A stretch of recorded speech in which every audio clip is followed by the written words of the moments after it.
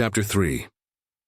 Mrs. Dashwood remained at Norland several months, not from any disinclination to move, when the sight of every well-known spot ceased to raise the violent emotion which it produced for a while.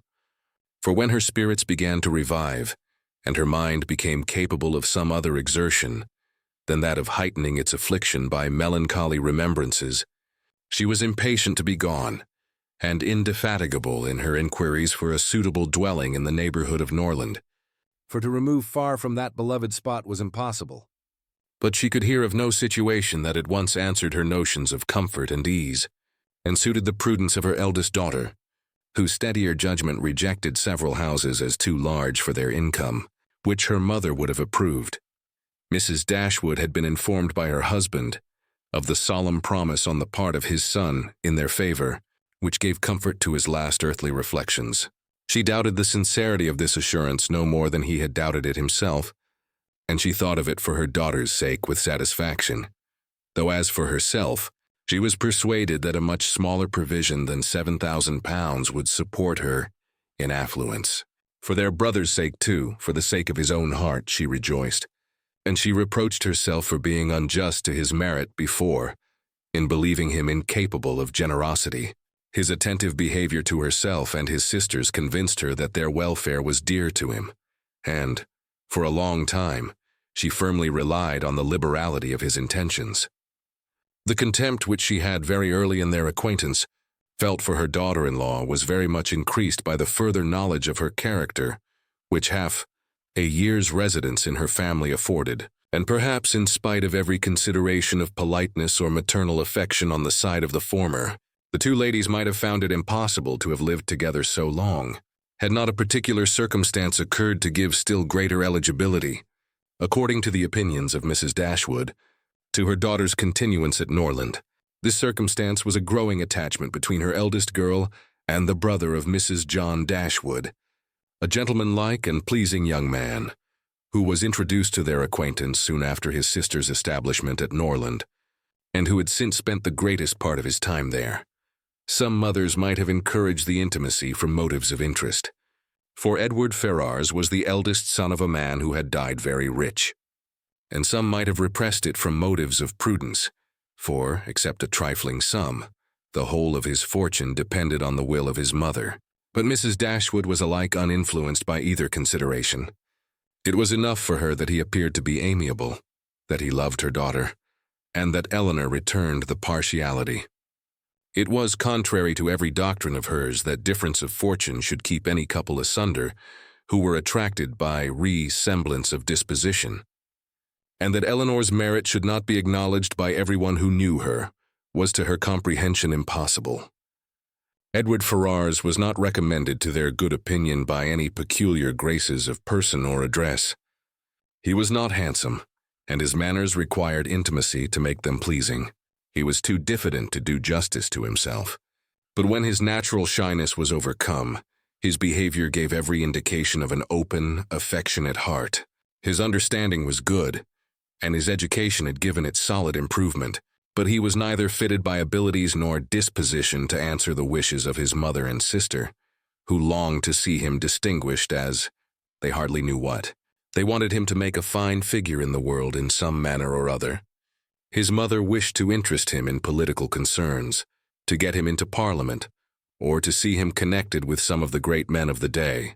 Mrs. John Dashwood wished it likewise, but in the meanwhile, till one of these superior blessings could be attained, it would have quieted her ambition to see him driving a barouche. But Edward had no turn for great men or barouches. All his wishes centered in domestic comfort and the quiet of private life. Fortunately, he had a younger brother who was more promising. Edward had been staying several weeks in the house before he engaged much of Mrs. Dashwood's attention, for she was, at that time, in such affliction as rendered her careless of surrounding objects. She saw only that he was quiet and unobtrusive, and she liked him for it. He did not disturb the wretchedness of her mind by ill-timed conversation. She was first called to observe and approve him further, by a reflection which Eleanor chanced one day to make on the difference between him and his sister. It was a contrast which recommended him most forcibly to her mother. "It is enough," said she, To say that he is unlike Fanny is enough. It implies everything amiable. I love him already. I think you will like him, said Eleanor, when you know more of him. Like him, replied her mother with a smile. I can feel no sentiment of approbation inferior to love. You may esteem him. I have never yet known what it was to separate esteem and love. Mrs. Dashwood now took pains to get acquainted with him. Her manners were attaching and soon banished his reserve. She speedily comprehended all his merits. The persuasion of his regard for Eleanor perhaps assisted her penetration, but she really felt assured of his worth, and even that quietness of manner, which militated against all her established ideas of what a young man's address ought to be, was no longer uninteresting when she knew his heart to be warm and his temper affectionate. No sooner did she perceive any symptom of love in his behavior to Eleanor than she considered their serious attachment as certain, and looked forward to their marriage as rapidly approaching. In a few months, my dear Marianne, said she, Eleanor will, in all probability, be settled for life. We shall miss her, but she will be happy. Oh, mamma, how shall we do without her? My love, it will be scarcely a separation. We shall live within a few miles of each other, and shall meet every day of our lives. You will gain a brother, a real, affectionate brother. I have the highest opinion in the world of Edivard's heart. But you look grave, Marianne. Do you disapprove of your sister's choice? Perhaps, said Marianne. I may consider it with some surprise. Edward is very amiable, and I love him tenderly.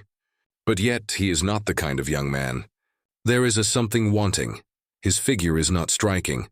It has none of that grace which I should expect in the man who could seriously attach my sister. His eyes want all that spirit, that fire, which at once announce virtue and intelligence. And besides all this, I am afraid, mamma, he has no real taste. Music seems scarcely to attract him.